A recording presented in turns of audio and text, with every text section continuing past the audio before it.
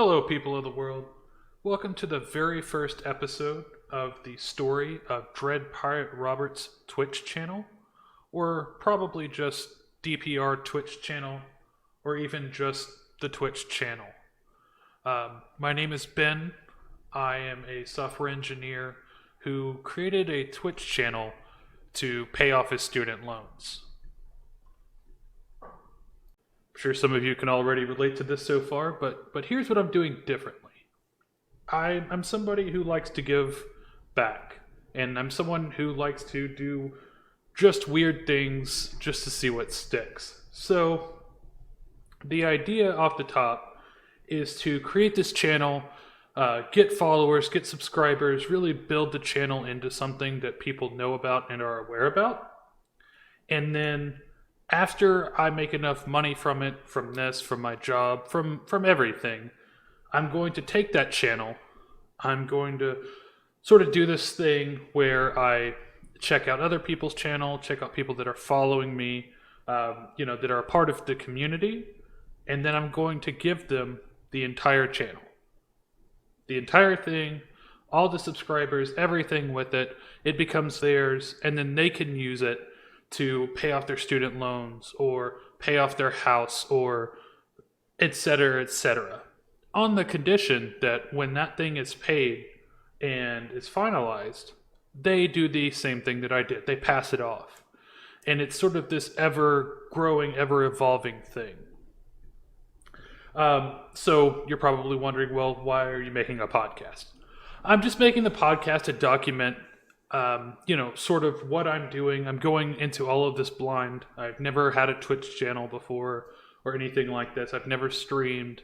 And I just sort of want to document what I go through, what my thought process is, and, even just use it as, if nothing else, something for people to listen to say, is this normal for me? I started a Twitch channel, but I don't have any followers. I've been doing this for a year. Why do I only have 10 people, watching me?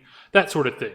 Is this normal? And come at it from that perspective. You get to listen to me week by week, change and adapt and grow, and listen to my failures and my successes. So without any further ado, let's get into it.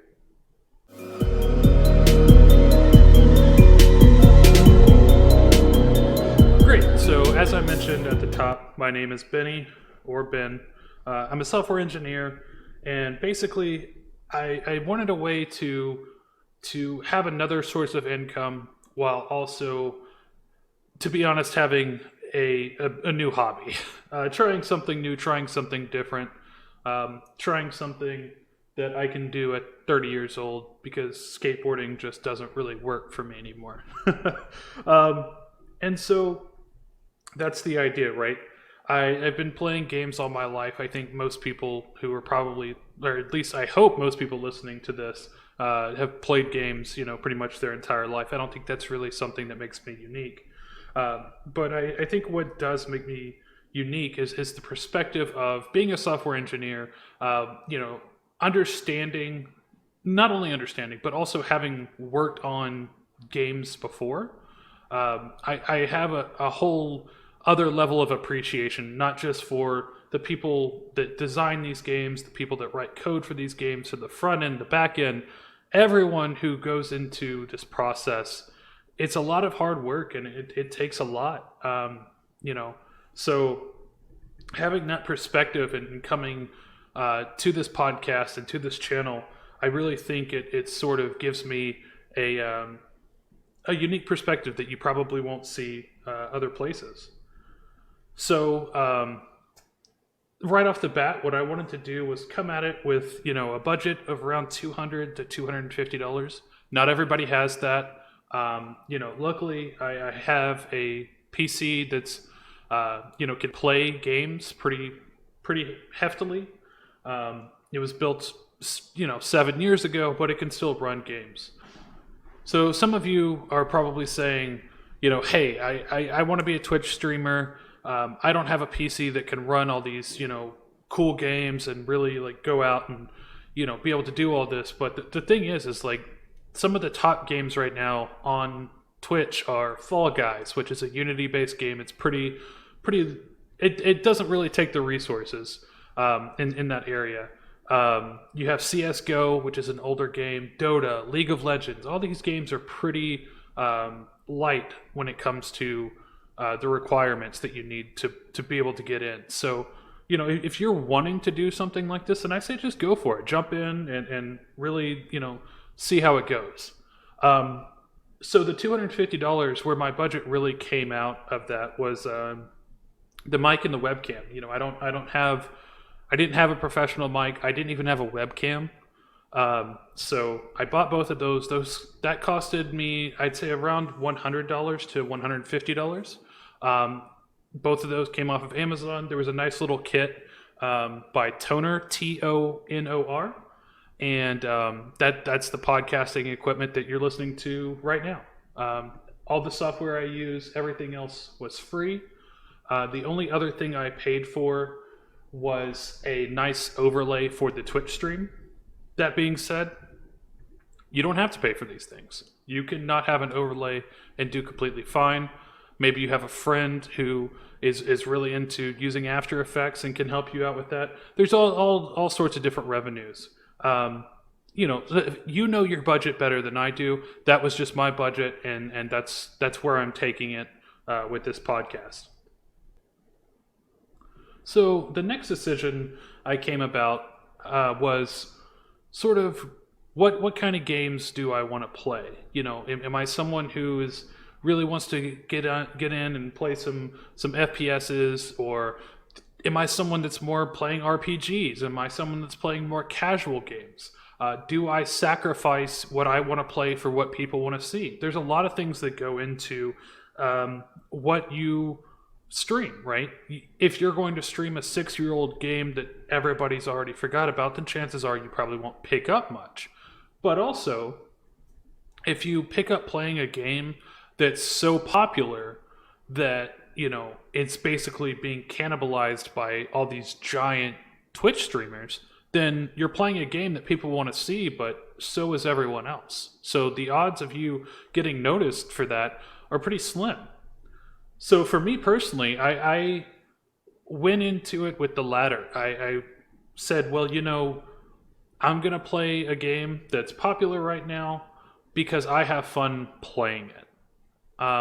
You know, at the top of the mission here, this is something I'm doing, yes, and something that I'm taking seriously, but it's also something where I don't want it to be a grind. I don't want to spend my days dreading jumping on a Twitch stream. So that was my first decision. The second thing I wanted to look at was, how do I stream, right? And there's really no formulaic way of doing it. You have people on Twitch doing it one way, 2 ways, 3 ways, 10 ways. You have people that are over eccentric. They yell, they scream, they run around their room. You know, you have people that are more relaxed, that are more chill, that, you know, sit there and play. And I really feel like this all is based on your personality. If you're someone who is already very hyper, very active, then going out and, you know, being the crazy guy, that works for you. For me personally, I'm much more of a laid-back, relaxed person. I watch a few Twitch streamers, Northern Lion, Dan Giesling. They actually run the Check the Wire podcast. If you haven't checked that, they go all into the behind the scenes of what it's like to be a podcast or a Twitch streamer, and sort of give more of a perspective of someone who's been in it for a while, who has a lot of viewers. Not necessarily how did they get there, but what do they do now that they're there. So yeah, if you haven't listened to that, I definitely recommend that podcast. But the thing that these guys do is they play things that they want to play regardless of whether or not it fits in a certain bubble. If they want to play Fall Guys, they'll play Fall Guys, and right after, if they want to play Call of Duty, they play Call of Duty. The benefit of that is that their followers will come with them, right? It's already a community that's set up. So if they switch to any random game, the followers will come, they know who they are, and they will enjoy it. but I took a similar approach to this, but sort of did it in a different way. I reduced it down to what they were doing, right? So I'm going to play what I want to play, but I'm also going to look at what is popular, right? So if a game's popular and I don't want to play it, then I won't play it. But if a game is sort of popular and I want to play it, then I will. And that's what brought me to Twitch Tracker. And for those of you who don't know, Twitch Tracker is a very awesome website where you can actually go on, see what the top games are, see what the top channels are, but they also give you an idea based on a ratio of, you know, how many people are wanting to see this versus how many people are streaming it, to tell you what games, if you streamed right now, you would have a benefit of doing. So my first few games, I had originally chosen were Fall Guys, which again, one of the top games on the channel right now, which was being played by everyone. And Among Us. It's the same concept. It's a very popular game on Twitch currently, and you know, a lot of people were going to be cannibalized in it. But I chose it because I didn't know about Twitch Tracker at the time. So if you're listening to this and you're saying, oh, I'm going to do that, I'm going to go play the top game, I wouldn't recommend that now. I would recommend going to Twitch Tracker, find a game you want to play, and then play that. So, I'm talking about some of this in a past tense because I actually have already done a few streams now. And I have actually gained, drumroll please, a single follower. Yeah, so, you know, that's the thing about this, is it's not a... I don't know where it goes. I'm recording this literally the week that I started this entire idea. And that's the beauty of it, is I don't know where it goes, you don't know where it goes, but we're all sort of on this journey together. So the next thing I wanted to decide was, what am I going to do? Am I just going to be a streamer? Am I going to create a brand? You know, am I going to make a Twitter channel, a YouTube channel, a podcast? The answer, of course, you know, is yes, since you're listening to this. But at the time, I didn't know. I'm someone with a full-time job, so making all these things is a lot of work, right? It's a lot of dedication that has to go into this sort of thing. So the answer kind of came when I thought about it really in depth. And I thought about it and I said, okay, you know, look at the people again that you follow, that you enjoy, or that are popular even with other people. And I found that 99% of them aren't just Twitch streamers. They don't just stream on Twitch and call it a day.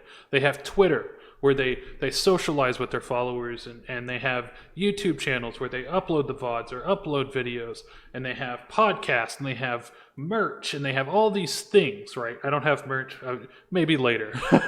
But currently, more what I'm looking for is just having more outreach, right? Having more avenues to bring everyone back to the Twitch channel. And so that was that. I wanted to create this brand, and that is what this is. So if I'm going to create a brand, I need a logo, I need a name, I need, you know, all kinds of things, right? Like, but the name and the logo are even harder than you think, because yes, you can say, oh, hey, is there a Twitch streamer named, you know, Bazooka Joe? No? Okay, great. I'll be Bazooka Joe. And then you go to YouTube and there's already a Bazooka Joe. And you go to Twitter and someone's already used Bazooka Joe. And then you run into this pattern where the laws of probability are basically saying whatever good idea you have, somebody else had it a long time ago. Even if they didn't have it on Twitch, they had it somewhere. So unfortunately, you know, that became this unfortunate spiral where you have to make sacrifices, right? My good friend Jacob came up with the name Variable Quality because, again, I'm someone who is a programmer, like a variable. A quality variable is hard to come by, but I'm also completely new at podcasting, completely new at Twitch, completely new at all of this. So everything's going to be of a variable quality. Some days it'll be great, some days it'll be bad, but hopefully overall it averages out and becomes this enjoyable experience for everyone. So sticking with my budget, I bought my webcam, I bought my microphone, and I bought my overlay. I needed to have a logo. And the thing is I'm not the best artist, right? I am not someone who has a very creative mind, but I did my best. I again, there's the old quote, good artists steal, great artists... Wow. See, I can't even steal the quote correctly. That's how great of an artist I am. There's an old quote that says, good artists copy, great artists steal. And so I basically took these sort of aspects of what I wanted. You know, I wanted sort of this, I like the 80s, 90s sort of futuristic stuff, but I'm also into like a minimal design sort of look. And I played around for what was probably more than a few hours and came up with a simple design. It's the one you see now on your on the podcast. But the deal is I can make a design all I want. For any website you find that gives you these tools to make these designs, you have to pay a price. So I did end up spending an extra $20 for a nice starting point, for a nice logo that will just do me good for now. And later on down the road, if we make more money and we need more exposure, then I can sort of take some of that money and funnel it back in, right? So let's talk about the Twitch stream. So my very first stream, again, as I alluded to before, I tried to play some of the popular games just in hopes of getting noticed. I played Fall Guys and Among Us, two of the most popular games on Twitch right now. They were a lot of fun. I had a great time, and nobody showed up, which is understandable. That's exactly what I expected. You know, you don't just become someone who has a huge cult following overnight, and that's totally fine. So because I had this Twitch channel, I knew if I record the stream, I can also take those videos, put them on a YouTube channel, and then sort of double dip in that way, right? Just splice up a couple videos out of that very long video and set it for a schedule, and it looks like I'm uploading videos every day. And those videos got 2 views. Yeah, so, and nobody watched more than, 10, 12 seconds of it. And it made me wonder, like, okay, so why were people not watching the whole thing? What pulled them away from it? What brought them out of it? What can I do to keep them in for all of this? So I went to the video, I turned on the video, and I heard nothing. I said, well, that's strange. I turned up my volume, I turned up everything all the way, and I heard nothing. And it turns out that when you're new at something, you probably already know what I'm going to say, you're going to fail over and over and over again. And unfortunately for me, I didn't have anyone watching my Twitch streams. I didn't watch the videos back. I just uploaded them. And I didn't realize that the microphone that I have, which again, if you bought the toner setup, it's a great microphone. But I recommend adding some gain, adding some compression, sort of working with the sound a bit, because it does not pick up as much as you'd think. And so that was an unfortunate circumstance. But again, it's okay. These things happen, right? It's all about failing until you succeed, because no one gets up in the morning, knows how to do all of this stuff. I don't have people I know personally that know how to do this stuff. There's no roadmap that says, here's how you do it the right way. But now I know. In the future, You listen back to your stuff. You check your sound levels. You make sure that what you're creating is what you want it to be, right? So I started doing that. And I'm going to do that after I'm done with this podcast as well. It will be edited, at least a little, to the best of my ability, right? And I started doing that after the first stream. I checked my levels, and I recorded, and it was a great time. And nobody showed up again. Totally understandable, totally fine, right? That's what happens. But the audio was correct, and I was happy with that. I made progress, right? Even if it's a minimal step, this is progress towards the end goal. Day 3 comes around. Again, I stream for an hour. These aren't long times I'm streaming. I can't stream for 6 hours. I have, chores. I have a life. I have a full-time job. These are all things I'm still having to juggle while still also trying to do what I'm doing now. So on day 3, I'm playing Fall Guys. And I'm in the zone. I'm doing great. I don't know if maybe the little kids are playing or, people are half asleep. I'm not sure, but I'm doing great. And I'm so happy. I'm killing it. And I'm playing, and the final game comes on, and it's Hexagon. It's this game that, is difficult. If you've never played Fall Guys, I highly recommend it, by the way. Very fun game, very casual, but it can also be competitive. And in Hexagon, the key is to stay alive while also ensuring everyone else doesn't. I know that seems obvious, right? But the problem is you run on this floor and the floor falls through, and you have 4 or 5 levels until you finally fall down and you lose. So people have different techniques, just like Twitch, just like YouTube, just like podcasting, where some people will run, some people will hop one thing at a time. Me, I'm someone who just plays it by sight, right? If I have room to run, I'll run. If I'm running out of space, I'll slow down, sort of hop, and do the best I can. And I'm playing, and I notice that the people being eliminated, they're going higher and higher and higher, and then I win. And I'm ecstatic. Again, I'm a very calm person, but I was thrilled. I did it.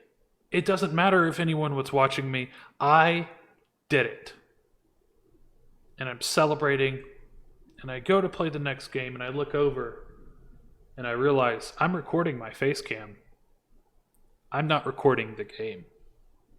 And this is all true, by the way. You can go to my Twitch channel. Feel free to go and watch. I believe it's day 3 or day 4 that this happened. And you can watch me play through an entire session of Fall Guys, just completely ignorant of the fact that none of it is recording, and watch me get ecstatic, and then watch the soul leave my body as I realize what I've done. and again, it's another thing now that is going to be in my mind.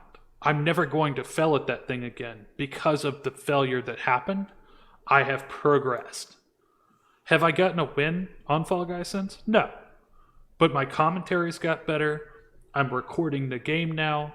My audio levels are better. And I feel like we're off to a great start. So tune in next week, where I'll talk about the next streams, where I follow Twitch Tracker's advice. I see how that goes. I play games that Twitch Tracker recommends that I should play. See if that brings in new followers. And one last thing. On my final day, that time where I was recording nothing, I got a follower. The very next day, this person who had watched me fail followed me. His name is Shoemeister. If you don't follow him on Twitch, you should go check him out. He's a small channel like I am. He's a very nice guy. But he watched me fail. And the next day, he watched me play. He watched me come back and hopefully I don't know. I haven't talked to him about this, but I hope that he saw that, okay, this guy isn't someone that gives up. He's someone that's going to take the bull by the horns and keep going at this. He's going to fail, but he's not going to let it eat at him. He's not going to let it defeat him. And hopefully, that's what all of you will learn as well. So, thank you again for listening to the first episode of this. Again, I'm brand new at this, so if you enjoyed the podcast, leave a good rating. If you have some feedback, let me know. If you want to reach out just to talk to me more personally, my work email is variablequalitybin@gmail.com. Come tune in for the Twitch stream. It is twitch.tv/variablequalitybin. My Twitter handle is @qualityvariable. Come hang out, come listen, come follow. Yeah, I want everyone to be a part of this, and I want this to be an organic thing that really sort of shows that creativity isn't dead. We can still do new, exciting things with the things that we've used forever. So yeah, thanks again for tuning in, and I will catch you next week for week 2 of the DPR Twitch channel podcast.